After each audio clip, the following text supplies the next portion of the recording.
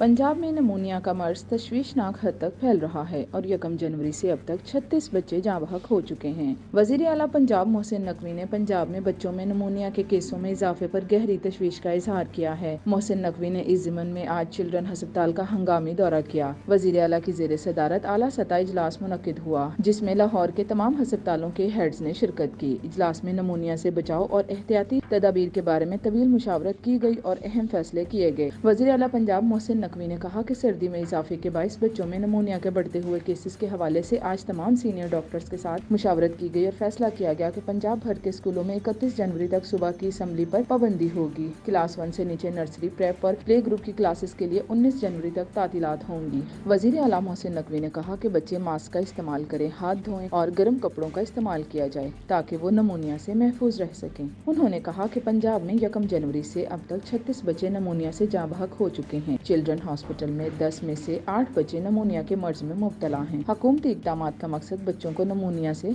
महफूज रखना है। वज़ीर आला ने नमूनिया के मर्ज से बचाव और हिफाजती तदाबीर के हवाले से रोजाना की बुनियाद पर रिपोर्टिंग और इक़दामात के लिए एक एडवाइजरी कमेटी तश्कील देने की हिदायत की। कमेटी रोजाना की बुनियाद पर केसेस का जायजा लेकर अपनी सिफारिशात पेश करेगी। इजलास में माहिरीन सेहत ने बताया कि सर्दी में इजाफे के साथ वायरल नमूनिया खसूसन बच्चों में ये मर्ज बढ़ रहा है और ये मर्ज कोरोना की तरह फैलता है।